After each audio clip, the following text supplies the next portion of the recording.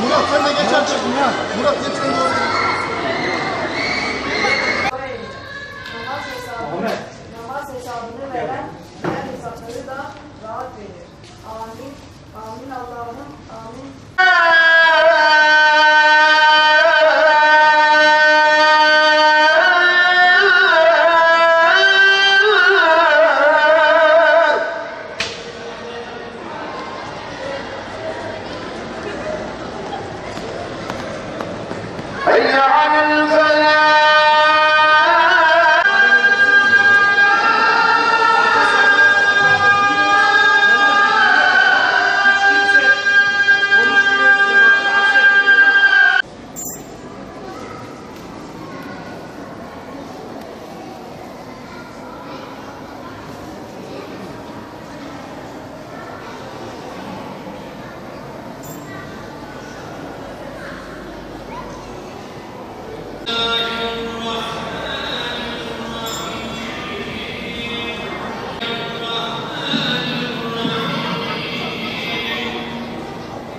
Bütün ölmüşlerimize gani rahmet eyle.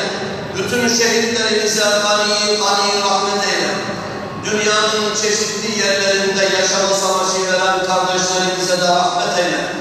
Ümmeti Muhammed olarak bizleri birlik ve beraberliğe eriştir Allah'ım.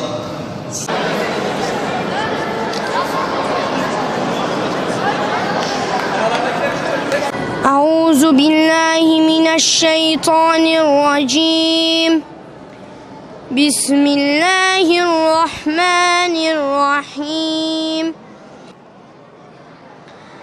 الذين يؤمنون بالغيب ويقيمون الصلاة ومما رزقناهم من قبلك وبالآخرة هم يوقنون أولئك على هدى من ربهم وأولئك هم المفلحون الله أكبر الله أكبر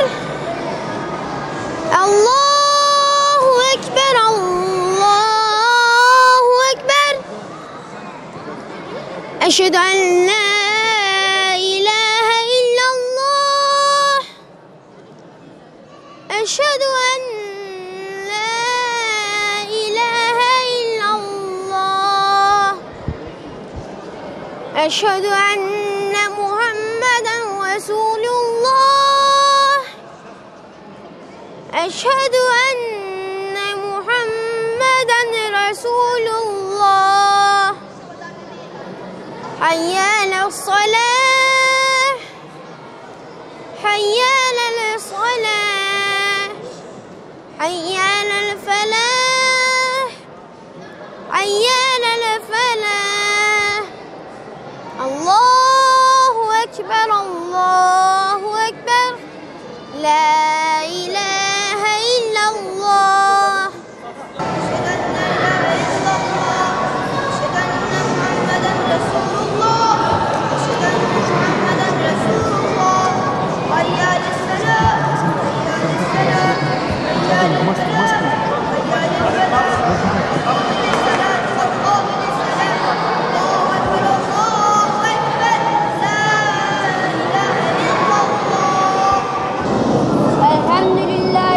رب العالمين الرحمن الرحيم مالك يوم الدين إياك نعبد وإياك نستعين اهدنا الصراط المستقيم صراط الذين أنعمت عليهم غير المغضوب عليهم ولا الضالين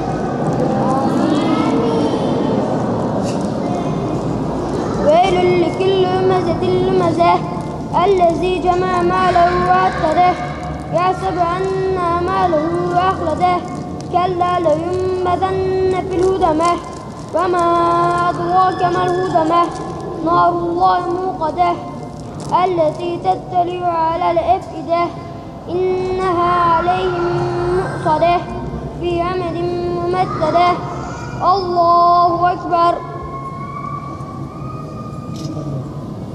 سمع الله لمن حمده الله أكبر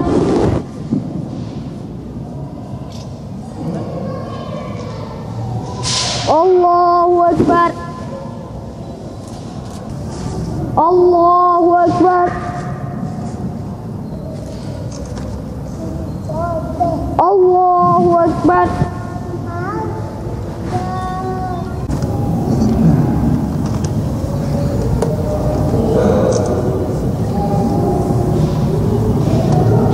السلام عليكم ورحمة الله السلام عليكم ورحمة الله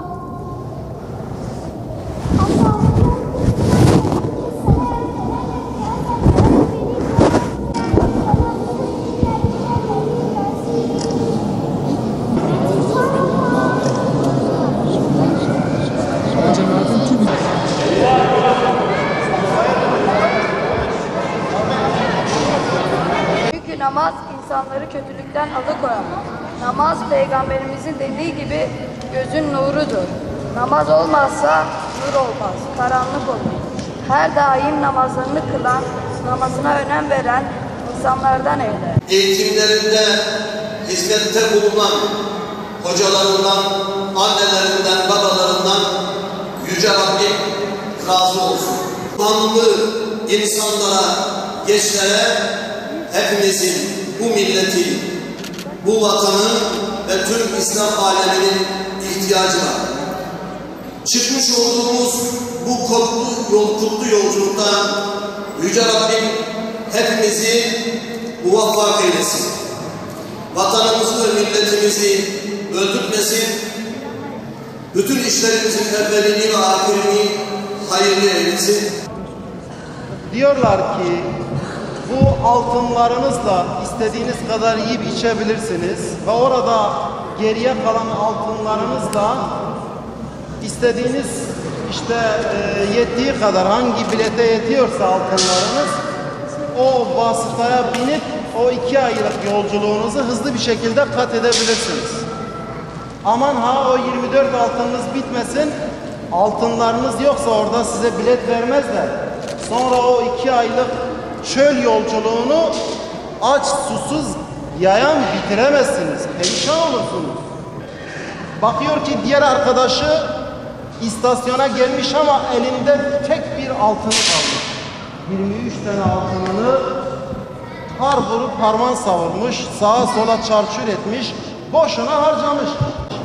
Ama gelin görün ki aklı başında olmayan o arkadaş o altınını da orada boş işlere vermiş, oyuna, eğlenceye vermiş istasyonda ve sonra kendisine bilet de vermemişler. Orada mahsur kalmış, o çölleri 2 ay boyunca yayan yürümeye çıkmış ama perişan olmuş, bitmiş, mahvolmuş. Diğeri ise uçakla biletini almış ve gitmiş padişahının çiftliğine, orada istirahata kavuşmuş. 5 vakit namazın karşılığı nedir? 1 altındır.